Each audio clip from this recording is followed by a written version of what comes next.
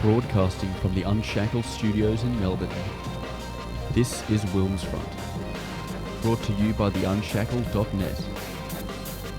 Now here's Tim Wilms.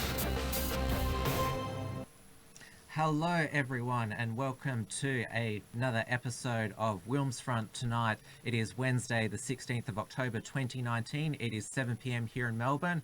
We are live on the Tim Wilms YouTube channel. Please join in the live chat, and also please join us if you can on the YouTube enhanced software Entropy, which gives a better YouTube experience because you can ask me questions. You can also send through super chats, which, because this channel has less than 1,000 subscribers, it means it's not YouTube monetized, but Entropy is a good workaround for that. Not only can you send super chats through to small channels, but Entropy takes a smaller cut. Now, I've titled tonight's show Non-News Networks. That's basically in reference to the pro-life marches that were in Melbourne and Brisbane. There was either fake news or non-news that was in the mainstream media. But I want to begin the episode. I see a few people who are already in the live chat. Keep the comments going. The ultimate non-news network is, of course, CNN. Now, they hosted the fourth Democrat primary presidential debate.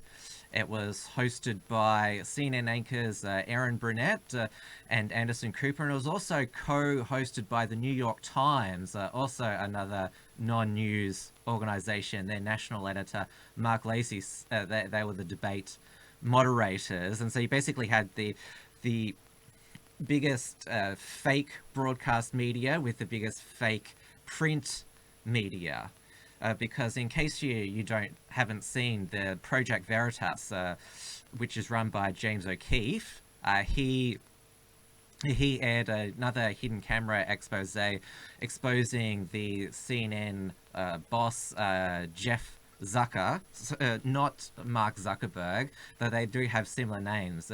Jeff Zucker runs CNN and you have Mark Zuckerberg running Facebook. It seems that Zucker is a common surname to run a global organization which is known to suppress opposing points of view, which is quite interesting. So I watched it was aired Tuesday evening US time, which means it was on this afternoon. It had 12 candidates on the stage.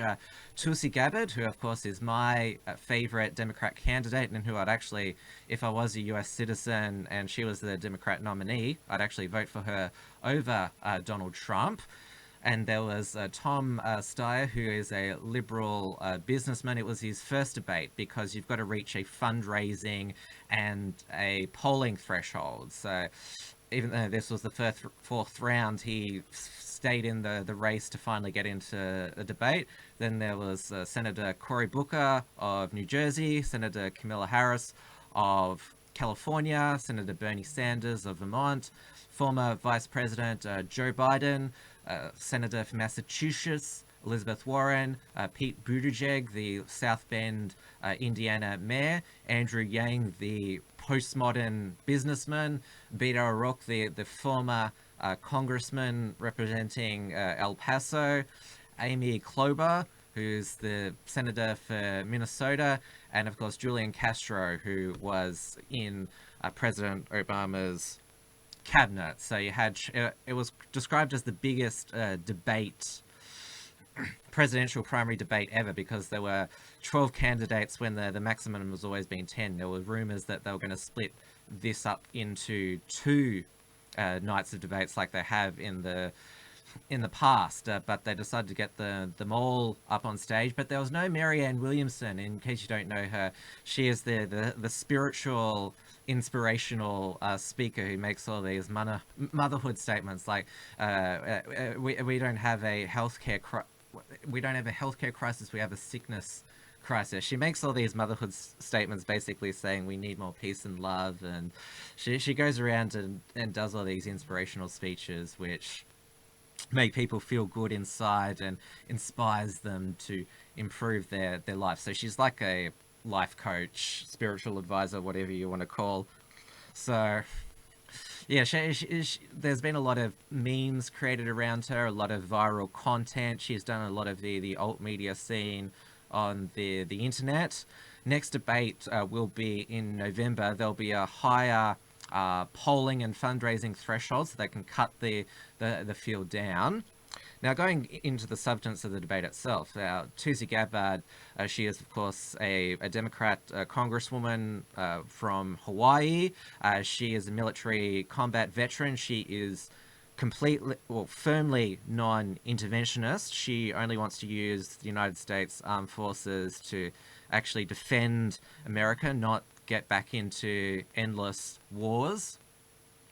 And she really took the two hosts to task, CNN and the New York Times, saying, because they've claimed that she's a Russian agent because she wants to end US involvement in Syria, which is code for you must be pro-Russia, apparently. So she called them both despicable, which was pretty gutsy thing. And of course, we know that the Democrats now have become the neo-conservative party because President Trump's decision to withdraw US forces from northern Syria because ISIS is defeated up there.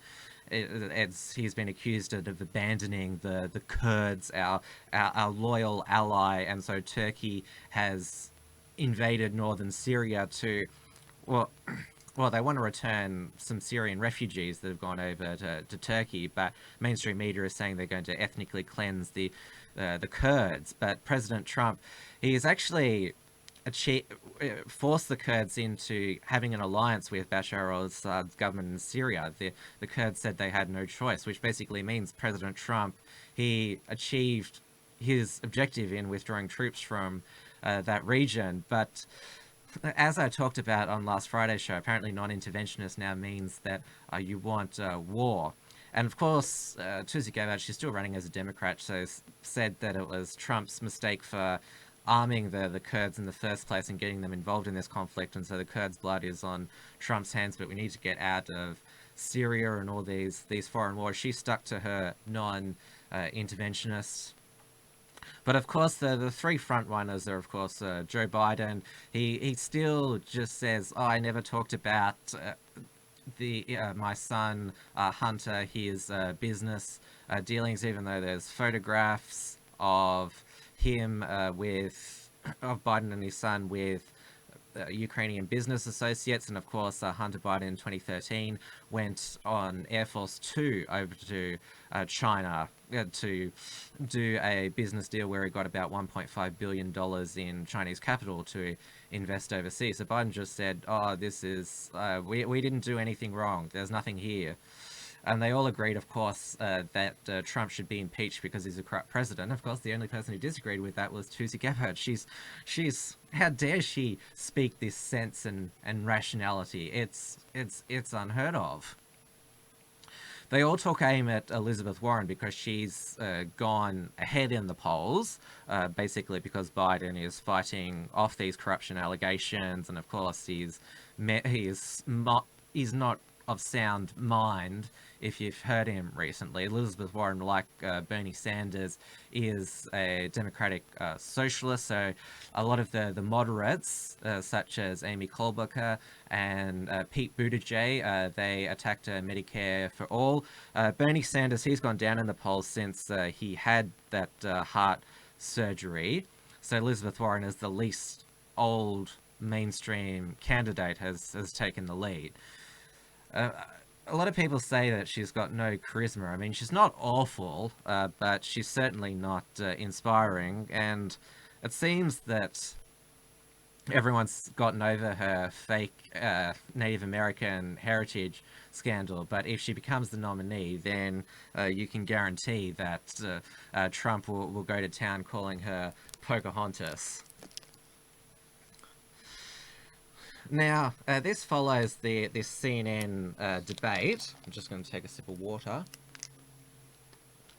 CNN held a special town hall with 9 of the candidates. Out of the 12 that were on the stage, the 3 who weren't in that LGBT town hall were Tulsi Gabbard, Tom Steyer, and Andrew Yang. I should have mentioned Andrew Yang. He's still promoting his freedom dividend of $1,000 a month for doing nothing. His universal basic income. That's his big thing. But of course, Yang, I don't support, but he is right in identifying that there's a reason that Trump won the Rust Belt states, because the debate was in Ohio, which Trump won convincingly, along with the other Rust Belt states of Pennsylvania and Michigan. And Andrew Yang says, I want to bring manufacturing back to the United States. We've got to adjust our economy for the tech era. So he's hitting a nerve there. It's just obviously his policy proposals aren't going to fix that problem there. Now, going on to these back to these undercover videos by Project Veritas, they basically exposed how, because CNN, their slogan for many years has been they've been the most trusted name in news, and they're using this supposed image of neutrality to push a anti-Trump political agenda. They're dressing it up that this is the truth. You shouldn't listen to Fox News, they're too right, or MSNBC, they're too left. You should listen to us, we've always been the neutral one. Of course, they're not neutral. It's basically consumer fraud that they're presenting their anti-Trump derangement nightly prime time as factual news, because they basically say, oh, there's nothing to Joe and Hunter Biden in Ukraine. It's all about Trump's abuse of power. That's all that they've said.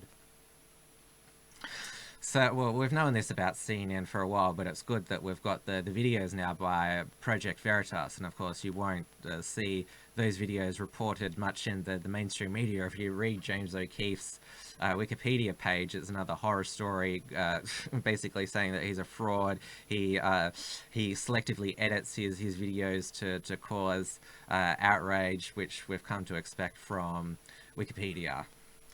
Now, before getting on to tonight's guests, I want to talk a bit about banking deplatforming. So I think most of you might recall back in June, Australia's most prominent patriot activist, Blair Cottrell, he was deplatformed by his Westpac bank. They said that they were closing his Westpac personal bank account due to commercial imperatives, and said we cannot disclose these.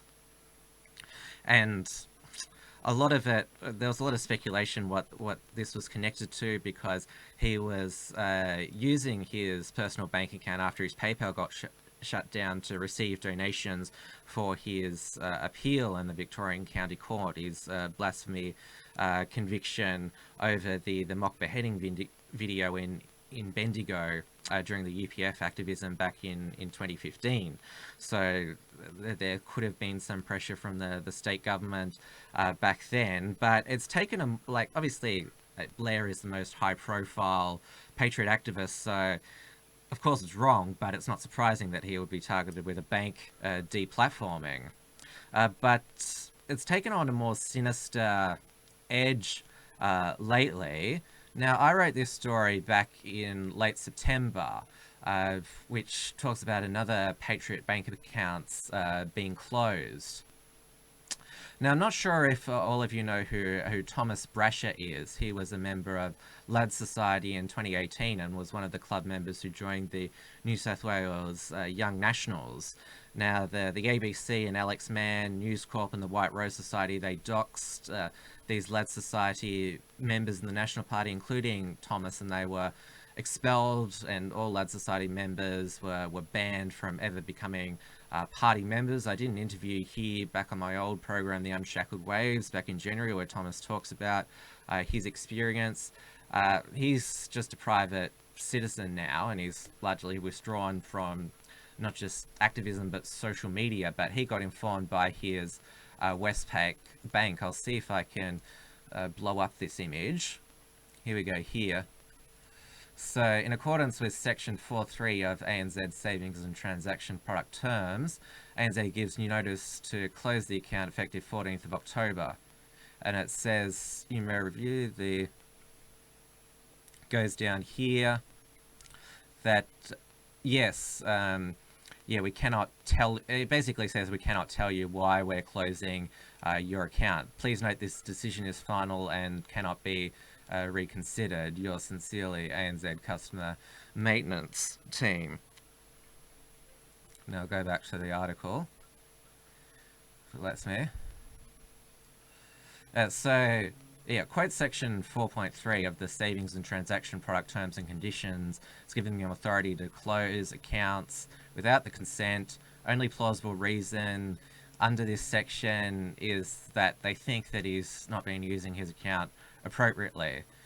It says, in addition to the circumstances in section 2.22, we may close your account if we think you have not used it appropriately or for any other reason acting reasonably we consider appropriate. So, yeah, they can decide at a whim there, ANZ, with no recourse, that they can just close your account. And now it's just broken today that primarily ANZ, but a few other banks are sending out notices to a lot of other, not just patriot activists, but those who've been associated with the nationalist movement, and their family members have been getting letters stating that their bank accounts are going to be closed for undisclosed reasons. And I think it's worth here reading out a gab earlier today from Blair Cottrell, who was the first victim of this deplatforming. Because let's not remember, I mean, getting kicked off Facebook and Twitter and YouTube, social media, well, it sucks, but you can still live your everyday life. While banking is used for transactions all the time, you may use your bank account, your debit card 5-10 times a day. So it's an essential service.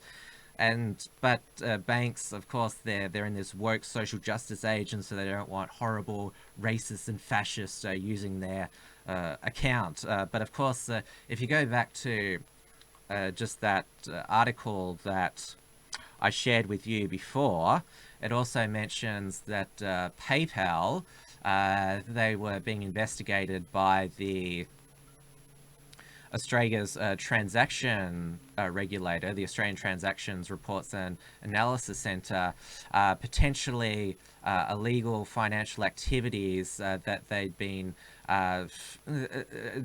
PayPal had been used to facilitate child pornography payments. And you can probably guarantee that the big banks, they've probably still got child pornographers and drug dealers using their banking facilities, but they want to pick on these evil fascists first. So I'll go back to what I was going to do, reading Blair's gab. So here we go here. I'll see if I can just make this bigger. So I don't want to... here we go here. Yeah. Bank account closures by ANZ, Commonwealth Bank and Westpac Banking Corporation in Australia. For the past 4 years, Victoria State Police have been seen filming political rallies and rally attendances with handheld video cameras. When questioned, police have said the cameras were for public safety. Over the past 12 months, dozens of people who've attended at least one rally against state policy, specifically immigration policy or the multicultural agenda, have had their personal bank accounts closed for commercial reasons. Banks have stated they cannot provide further information. Over the past 6 months, family members and associates of rally attendees have also had their personal banking accounts abruptly closed by one of these three major banks, citing the same abstract reasoning.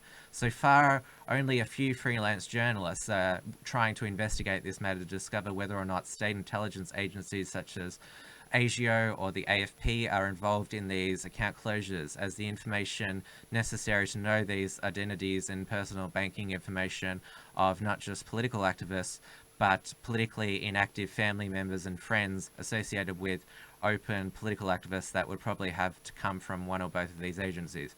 It would certainly explain the handheld video cameras used by police at political rallies over the past few years, which would mean Victoria Police have passed on the footage of political rallies to another agency, which reviewed the footage, put the names to faces in listed working class rally attendees for bank account closures by working with or pressuring private banks to comply. If there was a concern regarding extreme elements in political activism, then the censorship and bank account closures currently rampant in Australia would also have been affecting known members of Antifa and communist groups as well. Instead, communist agitators are being completely overlooked, while right-wing and nationalistic activists being targeted exclusively for censorship and forms of terrorism, with even known associates facing bank account closures and social media bans. So I'll give that's obviously Blair's analysis of what's going on. He's certainly right that there's no outrage about this from the media or the politicians, because remember, the banks have been in the news again this week. Remember, there was a royal commission into the banks' dodgy practices, but this gets no attention in committees or any investigations like that, and the media is basically also deplatformed. Nationalists don't want to give them a fair hearing, because otherwise they'll get angry lefties on Twitter saying, how come you didn't call these people a Nazis? Why are you sympathizing with them? Basically, the left, they want patriot and nationalist activists to be deplatformed from everything. They're probably celebrating these bank closures, probably want the electricity shut down to your house, the internet, your phone disconnected, or probably banned from even shopping for food. They basically just want anyone they disagree with destitute and close to a near impoverished state. Now, is it the banks doing it themselves, basically virtue signalling or being pressured by leftist activists or governments? It could be the federal government, or it could be the state government, because of course we know that Daniel Andrews' state government knows no bounds. But what can be done here? Well, basically, we're going to continue at the Unshackled to cover these bank account closures when they happen, because it is an outrage. Most people agree that you do need a bank account every day, and of course they're introducing the cash ban on cash transactions over $10,000. So they want to prevent you from using large cash transactions, but they're also, the banks are shutting down patriots accounts. So what are you meant to do if you're just a working class patriot trying to put food on your family's table? Again, it sounds like they basically want you to be destitute. So it's pretty disgusting, and certainly I hope that some action, some more scrutiny can be applied, because how can you be treated like this as a consumer, that we're closing your account for a reason we can't specify? Goodbye, we don't ever want to deal with you again. I mean, you expect if somebody doesn't want to associate with you, they'll give you an explanation. That's only fair and decent, but you just get this letter saying, we have the authority to do this, we're shutting it down, bye, go away. Like, how is that fair to anyone? And of course, if Antifa or communists or Extinction Rebellion had their bank accounts closed, they'd be screaming blue murder. There'd be articles and the Age, the Guardian decrying this deplatforming. They were being pressured by the fascist government to do this. This would be a threat to free speech if this was happening, because of course free speech is only what the left deem acceptable and non-hate speech. So you definitely know it's happening to one side, because all there is just chatter online at the moment about Patriots' bank accounts being shut down. Of course, if it happened to Antifa and communists, there'd be wall-to-wall media coverage. ABC would probably do a story on it. There might be a Triple J or Background Briefing episode about it. So this is, I would say, the most sinister deplatforming initiative or action to happen to date, and I think it definitely warrants more attention and warrants more coverage. And so everyone, please spread the word to other people in the alt media that you know. to make sure that as many people know that this is happening and it should not stand. Now, going back to the weekend of pro-life activism in Melbourne and Brisbane, as you know, I attended the Melbourne annual march for the babies, the biggest pro-life gathering in the state of Victoria, lobbying for better laws to protect the unborn and to commemorate those babies killed through abortion. It's held every year since the passing of the Abortion Law Reform Act 2008. And again, the mainstream media, they did their usual trick. If it's not a fashionable issue to them, they won't do much coverage. On the day, there was just a Channel 9 a journalist. They did a brief 2-minute report that night. The only other article that I saw appear was a Herald Sun article on Monday night, which claimed that far-right extremists attended the march. And one extremist they mentioned was Kathy Clubb, who she's a mother of 13, a pro-life activist. She tried to challenge the exclusion zones around abortion clinics, which limit pro-life campaigners from providing women entering abortion clinics with alternate information, that they don't have to have an abortion. There is the option and support for having the baby. There is now 150 metre exclusion zones in a lot of states in Australia. Kathy Clubb took these laws to the High Court on freedom of political communications grounds. It was rejected, but she was called a far-right extremist in this article. I've interviewed Kathy on my previous show, The Unshackled Waves, and I also spoke to her on the day of the march, a brief interview that she was there with some of the children. So I was able to catch up with Kathy earlier in the day to give her a right of reply to this allegation that she's some sort of extremist. So I'll just play this for you now. This is WilmsFront, brought to you by the unshackled.net. Kathy, nice to see you again. Hey Tim, how are you? Now, I'm good, thanks. It's been a busy week. It took a lot out of me, the weekend, not just the march itself, but getting everything edited for Sunday night, and then I've been slowly uploading everything to the Unshackled main channel, including our chat as well. Yeah, that does sound like you've been busy. You did a great job with that video, by the way. Thank you for that. Oh, thanks. Yes, I've still got to do a proper highlights from the actual march itself, but that requires cutting down about 40 minutes to about 5 to 10 minutes. So I've still got that on my plate. Oh, good. Well, that'll be great. That'll be easy to share around. Now, there was plenty of alternative media present at the march on Saturday, not just myself. There was Dia Beltran, there was Maddie's Modern Life, there was Avi Yemeni. I'm probably forgetting, you were with Life Choice. They were doing their own media coverage there. I spoke with, I've seen his face before. He's sort of got blonde hair with glasses. Do you know his name? Ari, behind the camera? Yes. Yeah. Yeah, I had a good chat with him on the way back to the train station. We see each other face to face all the time, but we'd never chatted. Oh, great. Oh, that's a good day to get to know each other.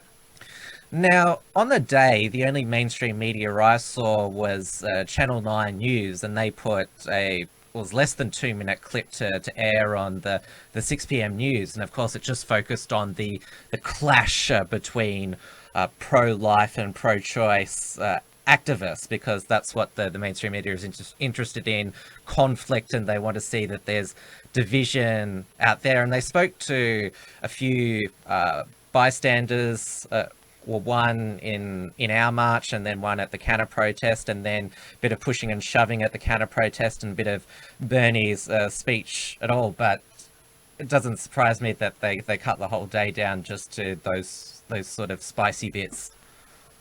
It's pretty disappointing, isn't it? Because it's the one day of the year when we can give our really clear message, and they don't bother to cover our really clear message.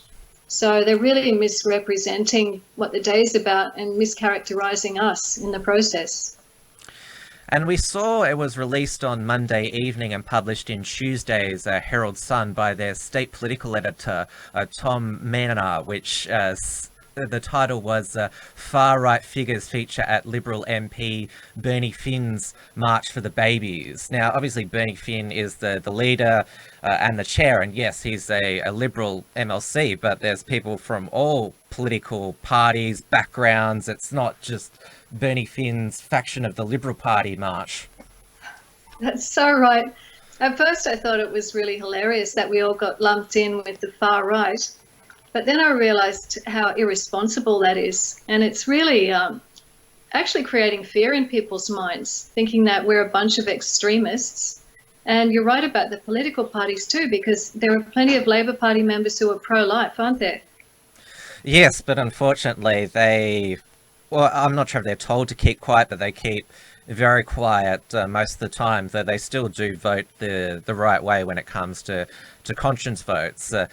Now, the byline is far-right extremists have joined Liberal MP Bernie Finner's annual pro-life march to push changes to Victoria's abortion laws. And it mentions here the members of the male-only far-right Proud Boys were seen at the rally with a post on the group's website describing a confrontation after the march with a counter-protester at a CBD bar. Now, The Unshackled republished that report, and a confrontation is quite misleading it implies that it was violent. They saw a member of the yard yelling at racist dogs, or as they were called for the day, yelling at religious dogma, and they just simply went over to talk to him, and he saw the Proud Boys, and because he is told to be scared of them, he was really nervous and then left. There was no physical contact at all. Oh, okay. Yeah, I didn't know what the backstory was with that. But I did a bit of research on the Proud Boys, and there's nothing to suggest that there's anything violent or dangerous about them. They just sound like they're anti-feminists to me. But obviously the media is driving this idea that they're particularly noxious people. And it sounds like they rattled that guy, and then they got a story out of it. It sounds like you did actual research. You didn't just go to Wikipedia, which described them as a far-right neo-fascist organisation with links to white supremacy, which is complete rubbish because they accept members of all different races and sexual orientations as long as you are biologically male, and it's about Western chauvinism, as they call it, and their values. They're not neo-fascist, they're actually libertarian in nature. I went to Wikipedia first, and so I got that side of the story, but then I went to the Proud Boys website, and you're right, there's nothing there that would make me suspicious about them at all. I don't know any more than that, but if they're just standing up for manhood, then I'm a big believer in that. They also named Dia Beltran, who it was described she runs a far-right YouTube channel, and mentions that she's interviewed Neil Erickson and Blair Cottrell. As far as I'm concerned, talking to people, that doesn't make you far-right. And it's fair to say that most of her interviews are focused on Christianity. She's very theological, literate Christian. So that's again another smear. And Bernie Finn said that Miss Beltran had introduced herself on Saturday as a blogger and had asked for an interview with Bernie, which she was happy to do. Yeah, that's right. I've been interviewed by Dia, so I'm not a far-right extremist at all. And she's had a lot of a big variety of people that have been on her show. So it's perfectly legitimate that she asks people from all over the spectrum for their ideas about things. Only that's, again, another kind of fear, that you're afraid to talk to certain people. If we really believe in freedom of speech, then we're going to be listening to everybody's point of view and just letting them have a say.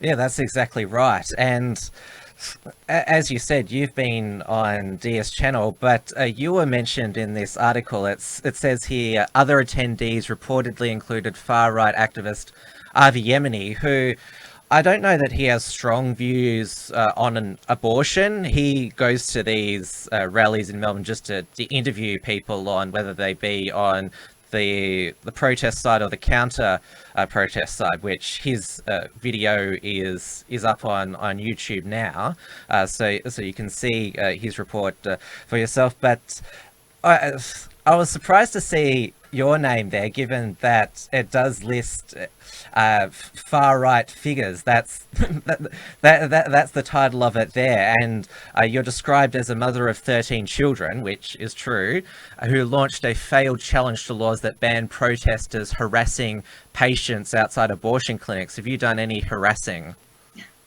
No, I wasn't actually charged with harassing. I was charged with breaching the exclusion zone law. So that's another bit of a slur there. It was pretty funny to see my name in the same sentence with Avi Yemeni. But we had a bit of a joke on Twitter that having 13 children is pretty extreme. Maybe that's what they were talking about.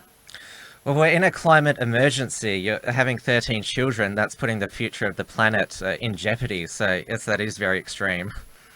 That is the future. If they would just open their eyes and think it through, children are the future. Children are the ones that are going to be taking over from us, and they might be able to sort things out a bit better than we have. Now, the article quotes the Labor Health Minister, Jenny Macintosh, who called on the Liberal Party to condemn extremists, and it also quotes Reason Party leader Fiona Patten, who was at the counter protest, questioned Mr Finn's disturbing embrace of the far right and their ideas. Doesn't Fiona Patten know that she was on the same side as Ros Ward, the Socialist Alternative, and the Victorian Socialists, who have pretty extreme views about overthrowing capitalism and Australian society? Yeah, I was pretty surprised to read those comments, and it's very unfair to say that Bernie's embraced these ideas. He can't control who comes to his marches. As long as they're well behaved, he's not going to be having people turned away. So yeah, I think I would characterize a lot of Fiona Patten's ideas as extreme, morally extreme. They're not ideas that I'd agree with at all, let alone the socialist side of it, which does tend towards violence. And I did like how Bernie Finn, because he was asked for a response, basically battered away these accusations. He said he knew precisely nothing about the Proud Boys. It was a sensational day with a crowd of more than 4,000 people. Asked about far-right extremists, I don't know anybody who fits that description, to tell you the truth. I'm not aware of any undesirable elements turning up at all, apart from Fiona Patten. Yeah. I thought that was classic. And that's the way you've got to handle it. Because it was a successful day.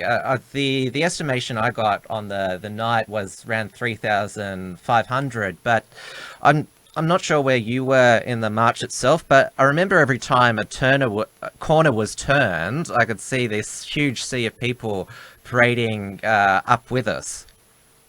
Yeah, I could see, I thought it was about a block and a half of people, about 10 abreast. So I was guessing at least 3,000. So it sounds like I was on the mark anyway. Great if it was more than that.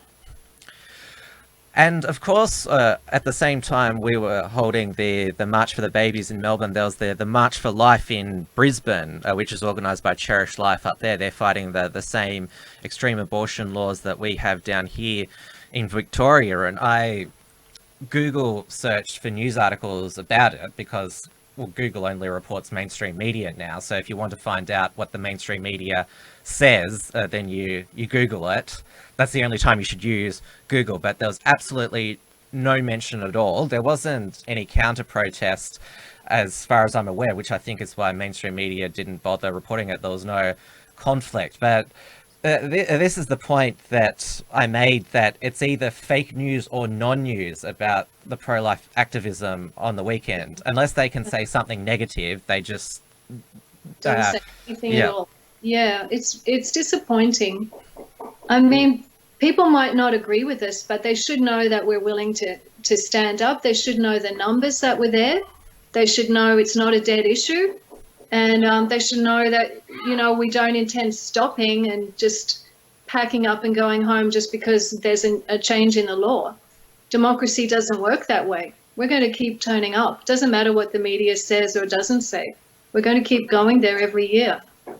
Well, that's why the mainstream media is slowly dying, because, well, as proved again on the weekend, they either slant the news or just omit things from the news. The news has an agenda now, and it's becoming increasingly obvious with, well, not just myself and the Unshackled, other alternative news, making sure that the truth gets out there, the full facts, the full context of what happens.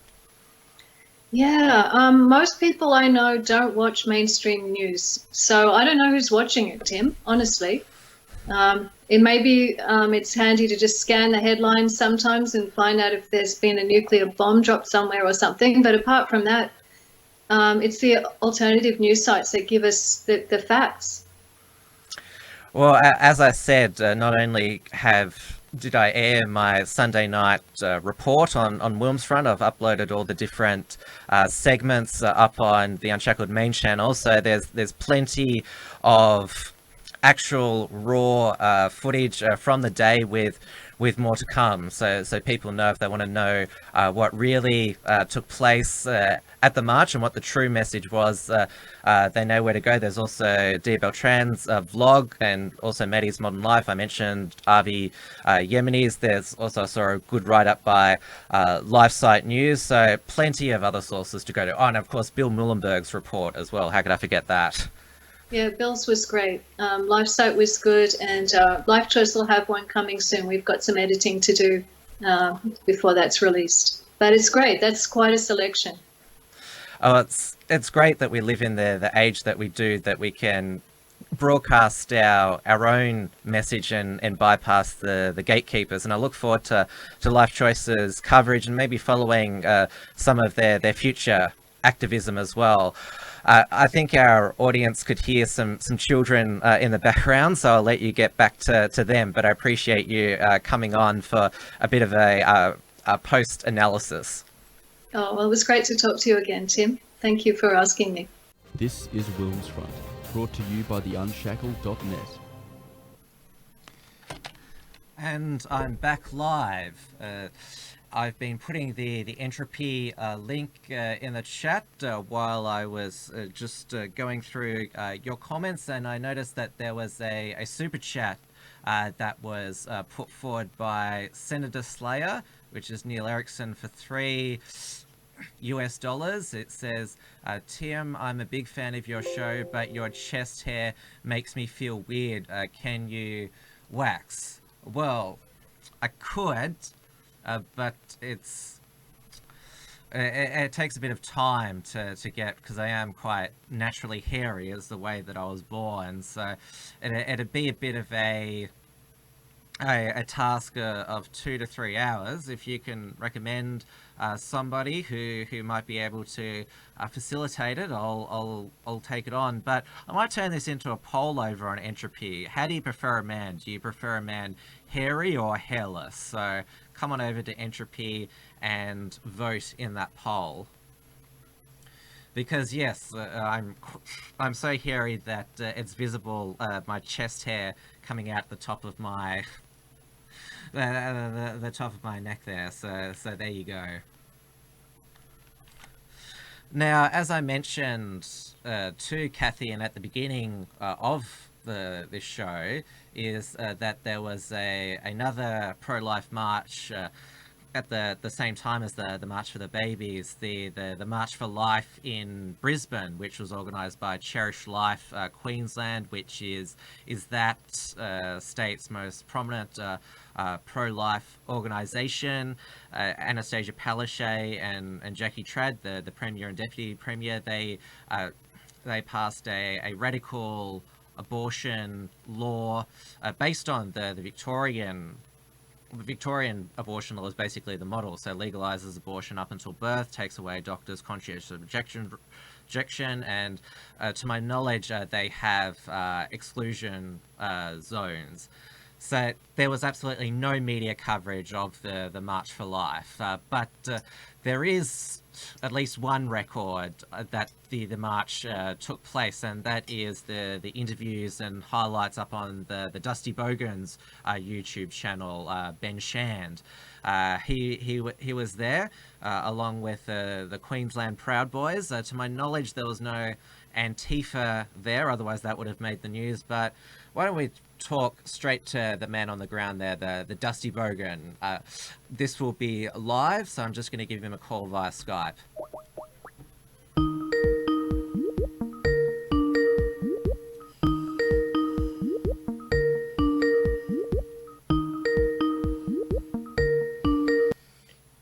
Hey, on. Hey, you there, Dusty? Yeah, mate. Just bring us up on the screen. Oh, you're not there yet. There you are there. How you going? Sweet, mate. Yeah. What did you Thanks for having reckon? me on. Yeah. In the super chat that I just read out. What do you reckon? Hair Mate, or I'm gonna hairless? fly down there and wax him myself. You reckon? Make it brand new, mate. So you're a fan of that? Yeah, I watched a few of your interviews from the rally, you know, and I'm just like Austin Powers there having a go. You know what I mean? There are hairier men than me, believe it or not. Yeah, your father Muhammad, mate. Although I think some of those really hairy men, they might be half wolf. Yeah, that's it, mate. So Waxed off. yeah. So as I said, the March for Life in Brisbane, I could find no record of how many people were there, who the speakers were. There was just a total blackout. So that's why I've got you on, to basically fill not just me in, but our audience. What a joke. Isn't it disgusting? Maybe you just Thousands needed of people. some fake Antifa people there just to get the media there. Like have some controlled opposition. Yeah, we're going to start playing by the stupid games, you know what I mean? No, it was brilliant. Like, you know, we had a few beers at the pub across the road. We met at Queen's Park, and then thousands of people marching on Queensland Parliament, and it was awesome. You know, they opened in prayer. They had some, you know, they sang a few worship songs, and it was like really amazing. They even had a pregnant lady, and they like, you could hear the baby's heart beating in a tummy. You know what I mean? Oh, that's really touching.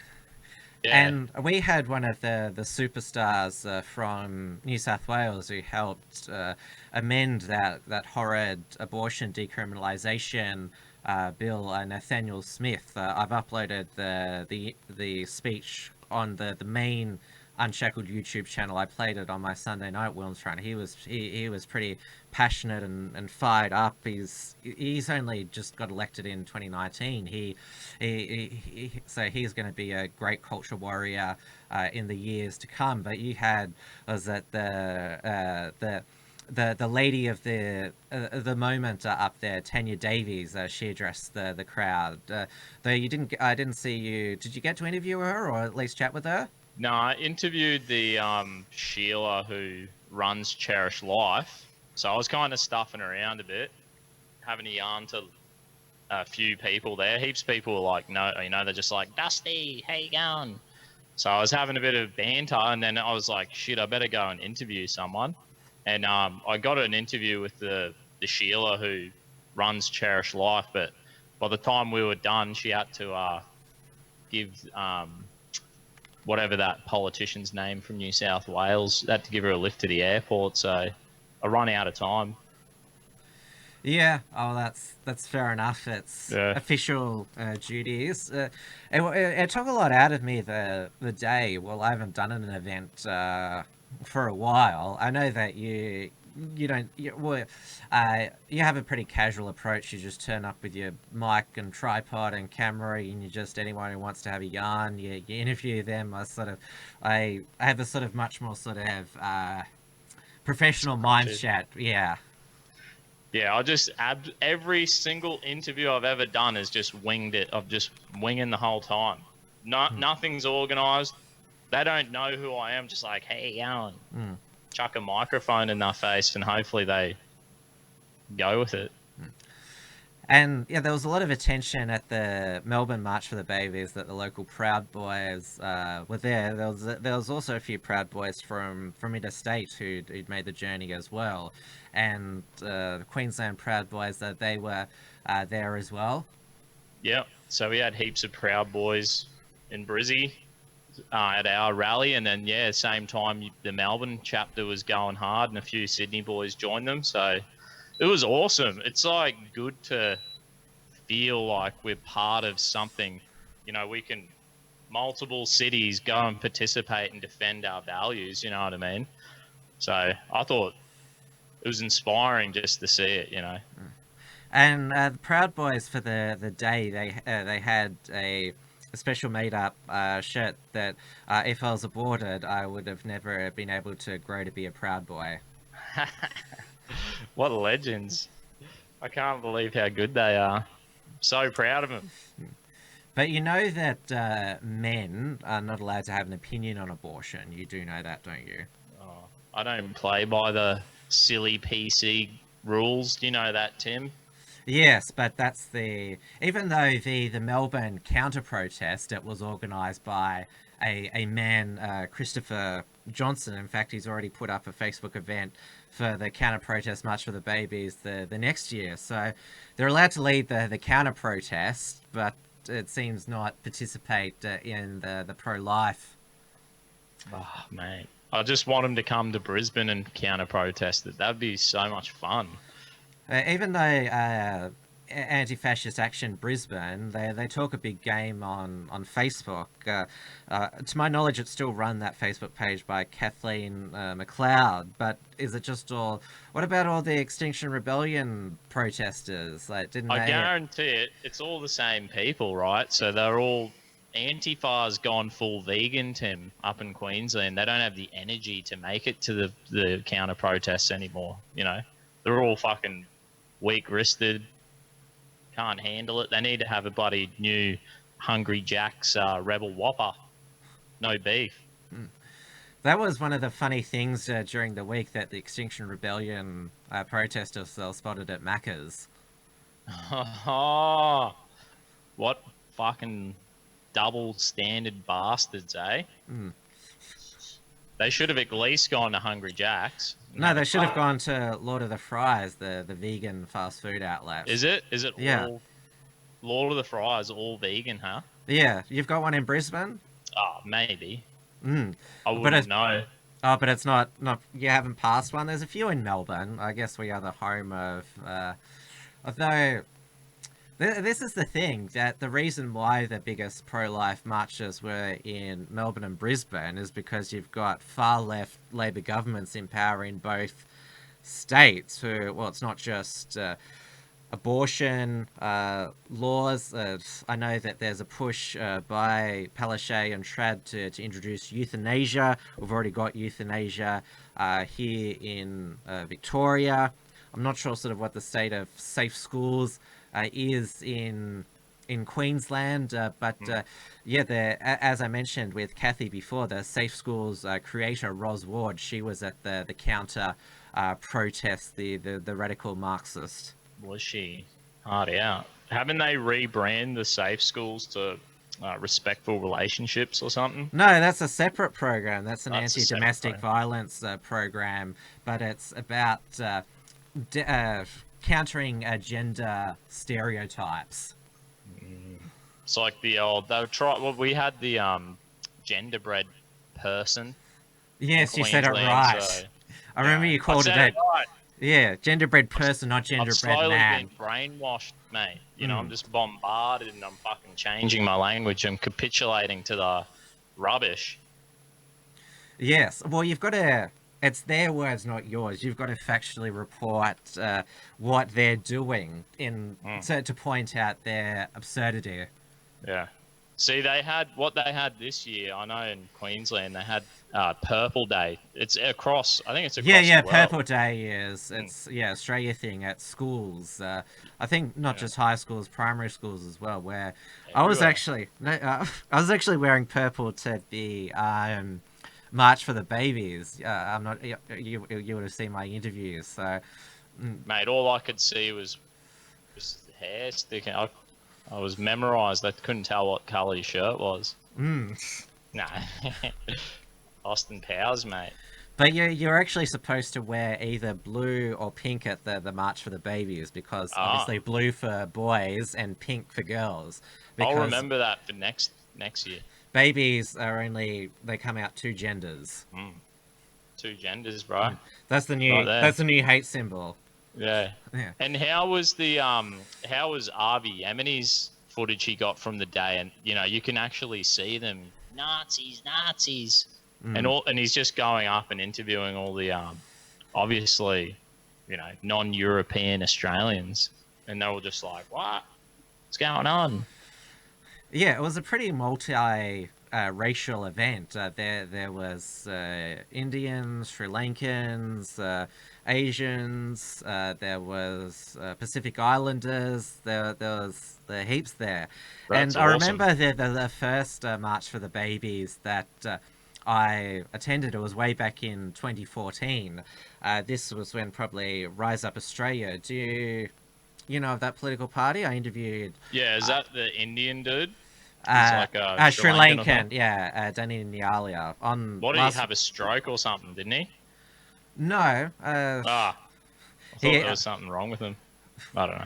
Yeah, well, I interviewed the second most prominent member of the Rise Up Australia last Wednesday, City of Casey councillor Rosalie Cristani, and yes, they've deregistered now basically because the minor party scene is becoming too crowded.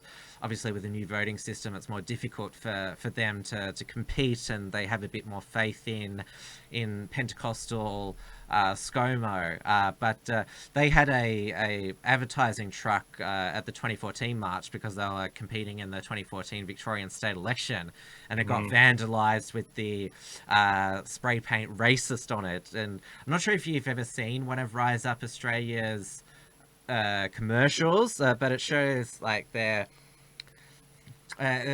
doing the... it sort of looks like a solidarity fist, but I don't think that was their intention. It's basically the Rise Up Australia ads. You literally have to spot the white person there. It's full on every race in the Rise Up Australia party ads. So calling them a lot of Pentecostal kind of churches are like that, like very mixed race. You know what I mean? And that's what that guy's church or his movement is. He's of the Pentecostal church movement? I don't know. It was formerly Catch the Fire Ministries. That's what it normally used to be called. But it's actually rebranded now. I'll see if I can... Yeah, right. Anyway, you know what I'm saying. They're all, whether it's Hillsong or C3 Church, whatever the movement is. It's called the Reformation Harvest Fire Ministries. That's what it's called now. Nice. They sound bloody excellent. Oh well, if you've been down to Melbourne, I've come to visit you in Brisbane. Maybe I will, because after I came down to Sydney and had a great time, I said to my missus we should go down to Melbourne. But I made a condition. I said only if we go to Bongwood and go hunting for yowies first. And now I saw you in the live chat earlier tonight, and so you saw my monologue on how, well, it's mainly ANZ shutting all the patriots' bank accounts for unspecified reason. Your debit card still works as of the time of this broadcast? Yeah, thank goodness. No. They shut it down, it'll be great. The wife will stop spending all the money. That's a doozy. Yeah. But what a dog act would that be, you know what I mean? How would you be? You'd just be thinking, yeah, mate, pay for my fuel. And they'll be like, your card's not working. Like, fuck. All right. Well, you have been targeted by the anti-fascist White Rose Society. They did a write-up on you. What is they called you? A Christo-fascist. Yeah, that word there. Wear it with pride. Now I Because- can just say, repent all you sinners everywhere I go. It's perfectly acceptable. That's what you expect from me, you know? Yes, but you're in their sights now because, well, it was after Bob Catter did his second degree with the Queensland Proud Boys. Oh, Bob, the King of the North. You know, he's the greatest Proud Boy we have. Well, it's his party, which is associated with the campaign to have a separate North Queensland state. Well, given what's happening in the southeast, which with the radicals taking over and appearing to have the biggest voice in the parliament, I think that campaign should have more steam in it. I know that Matt Canavan, he's expressed somewhat sort of sympathy with the message for North Queensland to be their own state. Matt Canavan, he's a good bloke. Last year he was at the Cherish Life rally. I didn't see him this year. Yeah, you interviewed him a year back. There was no attention at the time that he was interviewed on a far-right neo-fascist channel. Because... I know, I've interviewed heaps of politicians, and it's funny how it's only the Bob Catter one. I guess it's because we kind of tricked him into saying the pledge, so, you know. But you just said it was a bit of larrikinism. I didn't take it really seriously. Like just a bit of larrikinism. Yeah. He had no idea what he's really doing, eh? You know? And just like, say this, Bob, say that, you know. And he's like, righto, boys, fucking giving us his hat, and he's a living legend, Bob Catter. And that response, it doesn't throw the Proud Boys under the bus. It just says, oh, I didn't really know who they were, but it was just a bit of larrikinism, you know, whatever. He doesn't say, oh, I had no idea I was hanging out with this horrid organization. Well, like, look how stupid it is. We see from the Arby's footage, everyone's a Nazi. Everyone's far right. They're screaming at people from every fucking continent on the earth, Nazi, Nazi, Nazi. So they're like, oh, they call me a Christo-fascist, and they call us all these fucking names. They mean absolutely nothing. No, it's lost all meaning. Nazi, fascist, racist, whatever. It means absolutely nothing. It's fucking stupid. Like, because I think one of the doxing photos that Antifa took of the Proud Boys during the March for the Babies, somebody said it was taken by Ros Ward. It showed one of the new prospects who's reigns from Hong Kong. So you have this clearly Asian, anti-communist and anti-totalitarian young activist there. He's apparently part of this racist and fascist organization. That's how you know that everything is just upside down now. They're so stupid. With the Bob Catter one, right? So they write up, they're smearing us, saying all this crap.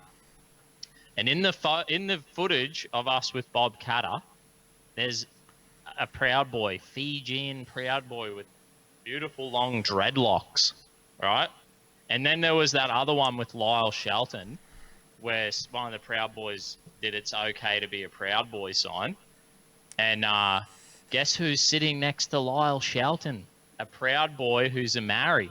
You know what I mean? So every time they think they've caught us out, and it's like clearly that we're multi-ethnic group, you know? But haven't you clearly haven't been watching Trans-Tasman Talk with my New Zealand counterpart, Dua Dubois from Right Minds. Basically, the biggest Nazis in New Zealand are the Maoris. They don't want foreigners coming in. Their treaty that they had over there with the British settlers, it was basically, we'll let you British come in, but no other people. So you have the mongrel mob. One of their leaders has a swastika tattoo. So it wouldn't surprise me that this fascist organization has Maori members. Oh yeah, mate, they're amazing. It's just so fucking stupid, you know. But it's just the symbol of saying "fuck you." you know, to the system. That's what the Maoris in New Zealand are all about. I grew up in New Zealand. I remember going as a kid to like judo. We all drove to bloody Dunedin, and then we all pulled up, got some Maccas, and the mongrel mob bang pulled up beside us with our bikes, and they're like bashing on the bloody van on the window, and we're all like kids sitting there. All these mongrel mob dudes with fucking Nazi tattoos, and I think they have like a British bulldog with a, you know, Nazi helmet on. Is like their symbol, something like that. Yeah, they're pretty wild over there. But that Proud Boys, they aren't big in New Zealand, even though like most New Zealand patriots and nationalists are civic nationalists. It sort of hasn't taken off. Yeah, well, we got a few members over there, so I guess they're a bit more quiet in New Zealand after all the bullshit that's going on and the cracking down. So Proud Boys New Zealand chapters are there. They're just quiet, you know. Well, breaking news today that MAGA 2020 hats are now able to be sold on the Trade Me New Zealand website. The MAGA 2020 New Zealand is make Ardern go away. So, as it's turned, the stardust has worn off Jacinda Dow. Less than a year until an election, and Queensland has got their state election October 2020 around the same time. You could also have MAGA 2020 make Anastasia go away. Oh yeah, I can't wait. I think I'm just gonna go around just plaster Anastasia's electorate with bloody posters. You know, I might even start it soon. Just gonna be like, you know, a good 6 months of fucking plastering Anala, the whole area with, you know, maybe it'll be because, you know, Anastasia's electorate is full of Vietnamese people who hate communism, and it's like one day the light bulb's just gonna go bang, and they'll be like, "This bitch is a fucking communist," you know? Yeah, I mean, well, if she's not a communist herself, she has as a right-hand woman, Jackie Trad, who is a communist, who electorate of South Brisbane takes in the Antifa area. Yeah. Yeah, they're both as bad as one another, mate. I call them goblins, you know? It smells like sulfur if you go into their electorates. It's fucking portal from hell, mate. But it's amazing just how Queensland has changed in the past 30 years. Everyone's been saying with the climate protesters, suspending themselves from the bridge and using those locking devices because Joe Bjelke-Petersen, who was the premier in the late 60s, 70s, and most of the 80s, he didn't like protests at all. He arrested 200 of them, which in my opinion is over the top. But a lot of people are sort of saying this week, oh, don't you wish Joe was back just to deal with these people? Just lock them up, mate. Well, they're getting out of control. We had one of our Proud Boys down there the other week when they had the Extinction Rebellion. They fucking blocked, I don't know, the William Jolly Bridge. One of the Proud Boys was in the crowd just watching, standing on the footpath, you know. And he said it's like they're fucking breaking the law. You know, they're standing on the road and the cops are like ripping them off, arresting them, dragging them off the bridge. Heaps of them then start moving onto the footpath. And it's like, that's okay. You can protest, just don't block the fucking roads, you morons. Yeah, I mean, you can still peacefully protest even if Anastasia Palaszczuk passes these laws against locking devices. You could still, well, I hope you could still go outside Jonathan Suri's office. He's the Greens councillor on the Brisbane City Council, calling him an eco-commie. It'd be interesting if he called the police. No, he probably would. Oh, they're like best mates with that bloke, all the Antifa and Extinction Rebellion. Like, I've seen that guy at the the Labor Day march running around with fucking, literally there were guys with communist flags, like a big bunch of them. and there's that greeny bloke running down the fucking street. I'm like, there you go, another goblin. Well, good on you, Dusty, for being the only media outlet, it seems, covering the March for Life. So check out Dusty's interviews over on his channel. Because that's the only record that there seems to be. And, well, we hope that YouTube doesn't take action against you like they did on your Kiwi buddy, the Medicine Man. He got nuked last night. Our Medicine Man, he was a right guy. He would troll me. He was like my troll. He was always going on about stuff, and I had to boot him from my chat. So anyway, I wonder if he has another life on some other platform, you know? We'll see. I saw his alt in my live chat on Trans Tasman Talk last night. I think if you begin all your videos by calling YouTube, I think they're eventually going to get you. Yeah. He has no kind of tactic to him at all, you know? Well, you keep fighting for life, humanity, and freedom up in Queensland. We'll keep doing the same down here in Melbourne and Victoria. Though we seem to have a better army because there's not just me. There's Maddie and XYZ, Dia. There's Bill Muhlenberg down here. There's a whole bunch of people. So, well... I think the the Australian Christian Lobby had some event on in Sydney, so I think a lot of our, like Dave Pallow, he's up there. So he missed out on the pro-life rally. I reckon he would have been there with his camera if he wasn't down in Sydney for the weekend. What about Lyle? Was he? Yeah, Lyle was there. I had a chat with him. Nice. And you know, because he got the blowback from the photo he had with us, so he was like, you know, I'm always like, dude, you're a legend of a guy. I actually look up to him big time. And, you know, I was just like, sorry to get you any flack, mate. He's copped bigger batterings than that. Same with Bernie Finn. He didn't throw any of us under the bus. He just said the only undesirable extremists there were the counter protesters, which I think was the perfect line. We've all got to, everyone wants to hop off now to watch Dia's live stream. All right. So sweet. I'll jump in the comment section. Thanks for having me on, mate. Legend. Thank you for the report. Cheers, brother. All right. Catch up. That was the Dusty Bogan there. Get our voice in the north on the Unshackled. Now just bring myself back there. Where am I here? Oh, this is weird. I gotta bring myself. Oh, I know what to do. There we go there. Hey, I'm back there.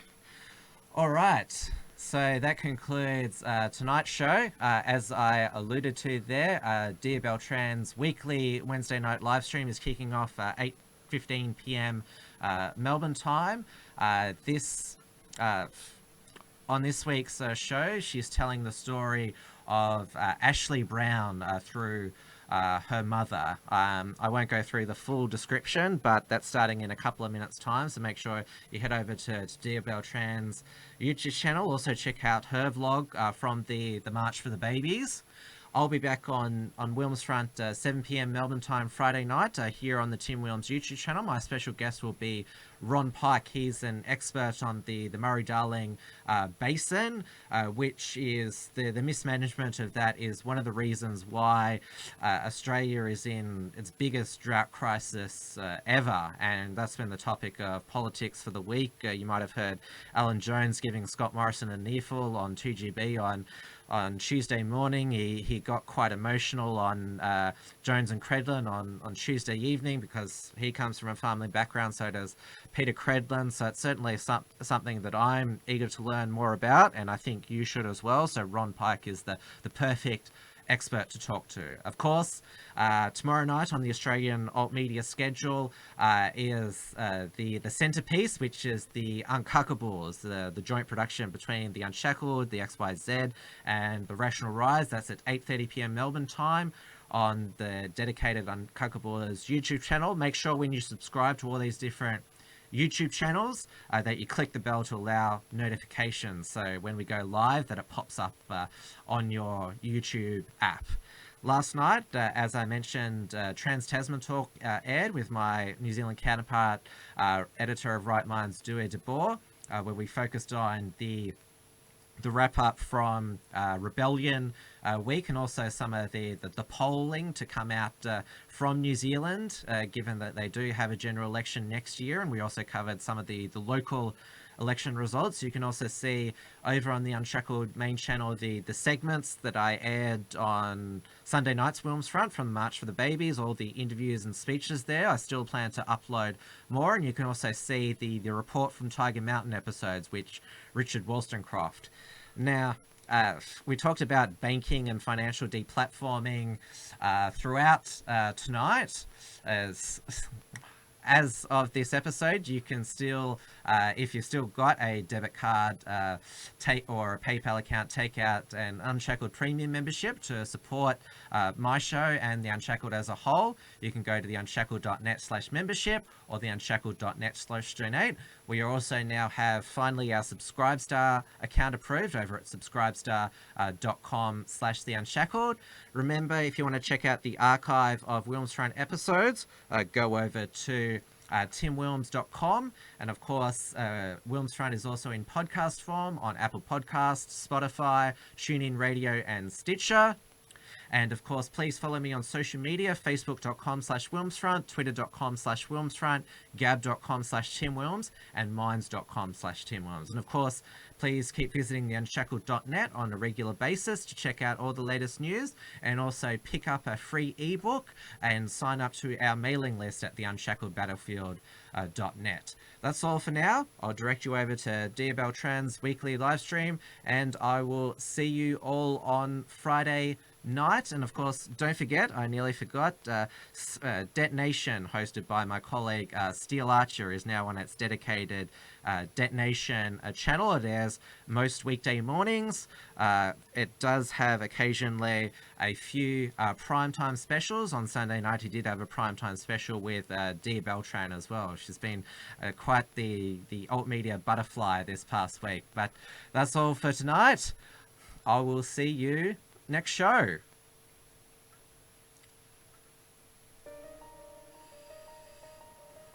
Thanks for tuning in to WilmsFront. Visit timwilms.com or Rational Rise TV to view the archive of episodes. And keep visiting the unshackled.net to view all our shows. And to keep up with the latest real news and analysis.